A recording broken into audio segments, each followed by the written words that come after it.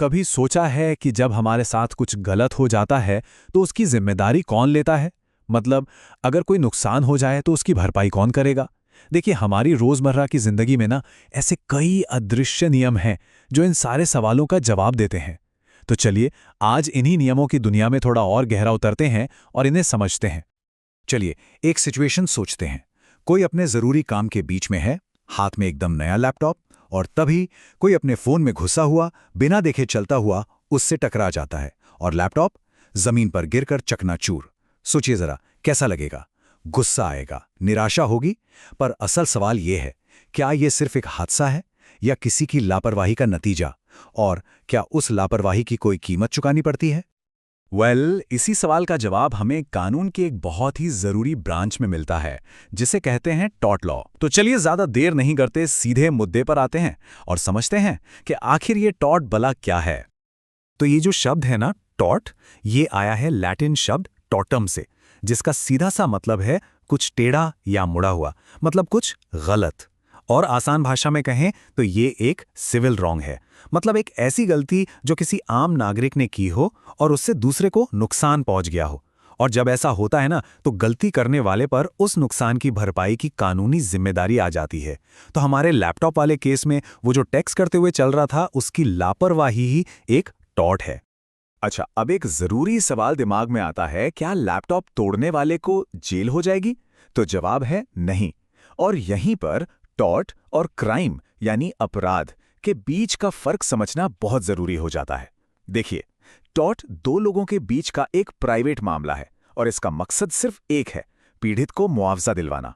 जबकि क्राइम उसे पूरे समाज के खिलाफ एक गलती माना जाता है और उसका मकसद होता है सजा देना। एक छोटा सा उदाहरण लेते हैं।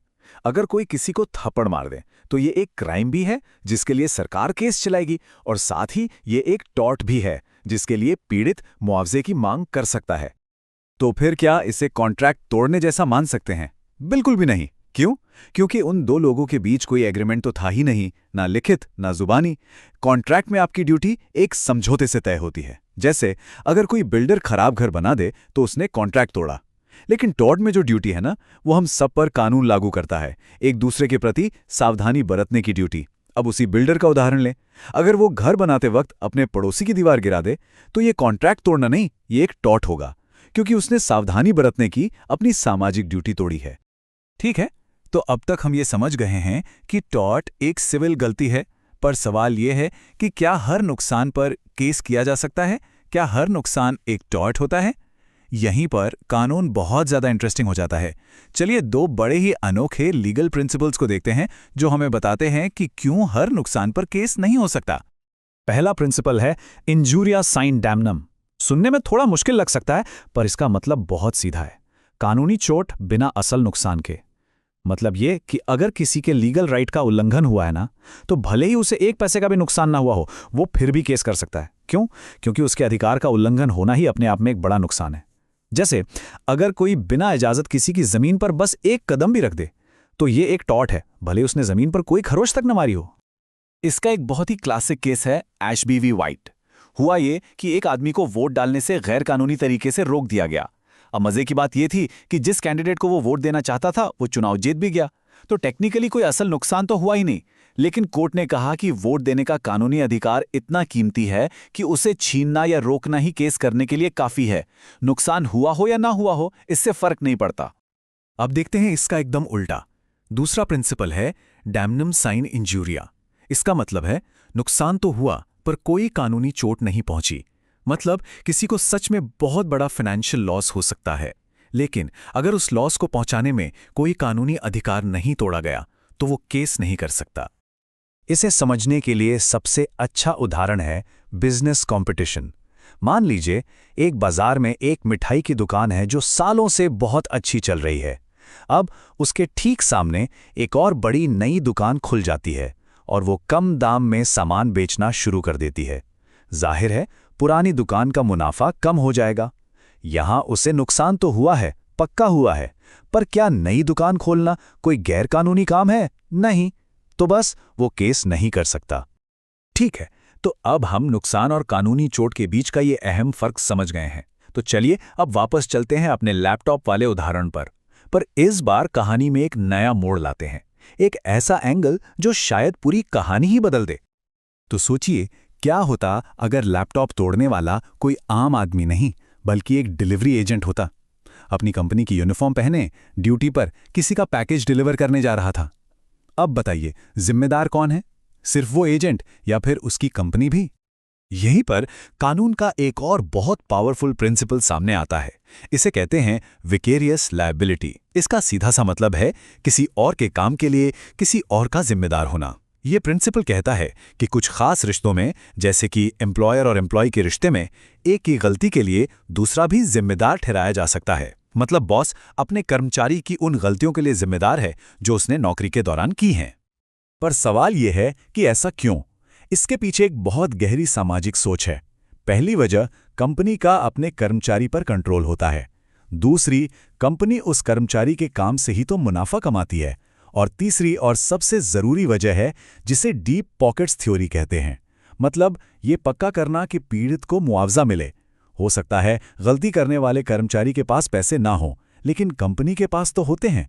वो आर्थिक रूप से ज्यादा मजबूत है। तो अब तो ऐसा लग रहा है कि कुरियर की कंपनी को मुआवजा देना ही पड़ेगा। लेकिन रुकिए, क्या मामला यहीं खत्म हो जाता है? बिल्कुल नहीं। अब कहानी का दूसरा पहलू देखते हैं, क्योंकि जिस पर आरोप लगा है उसे भी अपना बचाव करने का पूरा हक है। टॉर्ट लॉ में बचाव के कई रास्ते होते हैं, जैसे कि सहमति, मतलब ये कि पीड़ित ने खुद ही वो रिस्क लिया था, या फिर सेल्फ डिफेंस, यानी खुद को बचाने के लिए कुछ किया गया। एक होता है अपरिहार्य दुर्घटना, मतलब एक ऐसा हादसा जिसे कोई रोक ही नहीं सकता था, या फिर एक्ट ऑफ गॉड, जैसे कोई बाढ़ या भूकंप। ये सब एक तरह की कानूनी ढाल हैं जिनका इस्तेमाल बचाव में किया जा सकता है। इनमें से सहमति का प्रिंसिपल काफी दिलचस्प है। इसके लिए एक लैटिन कहावत है, वोलेंटी नॉन फिट इंजूरिया। इसका सीधा सा मतलब है कि अगर कोई अपनी मर्जी से किसी जोखिम के लिए हामी भरता है तो बाद में चोट लगने पर वो शिकायत नहीं कर सकता। सबसे बढ़िया उदाहरण है क्रिकेट मैच का। अगर कोई स्टेडियम में मैच देखने जाता है तो ये मान लिया जाता है कि उसे पता है कि गेंद आकर लग सकती है। अब अगर ऐसा हो जाए तो वो बाद में केस नहीं कर सकता। एक और बहुत मजबूत बचाव है अपरिहार्य दुर्घटना या इनएविटेबल एक्सीडेंट। अब ये कोई मामूली हादसा नहीं है। ये एक ऐसी घटना है जिसे पूरी सावधानी बरतने के बाद भी रोका नहीं जा सकता था। इसका सबसे क्लासिक उदाहरण है, एक बिल्कुल फिट ड्राइवर गाड़ी चला रहा है और उसे अचानक बिना किसी वार्निंग के दिल का दौरा पड़ जाता है और एक्सीडेंट हो जाता है। तो इसे उसकी लापरवाही नहीं बल्कि एक दुर्भाग्यपूर्ण और अपरिहार्य दुर्घटना माना जाएगा। तो देखिए, हमने गलती को समझा, जिम्मेदारी भी तय कर ली और बचाव के तरीकों पर भी नजर डाल ली। पर अब सवाल ये उठता है कि आखिर में होता क्या है? इन मामलों का अंत कैसे होता है? और इस पूरे सिस्टम का असली मकसद क्या है? यहां एक बात बिल्कुल साफ साफ समझ लेनी चाहिए। टॉर्ट लॉ का मकसद सजा देना या बदला लेना नहीं है। इसका सिर्फ और सिर्फ एक ही लक्ष्य है, मुआवजा, यानी पीड़ित को वापस उसी हालत में पहुंचाना जहां वो नुकसान होने से पहले था, जहां तक भी मुमकिन हो। ये चीजों को ठीक करने के बारे में है, तोड़ने के बारे में नहीं। तो हमारे लैपटॉप वाले केस में इसका मतलब होगा या तो लैपटॉप की मरम्मत का खर्चा या फिर एक नए लैपटॉप की कीमत। और हां, कोई भी केस हमेशा के लिए नहीं चलता।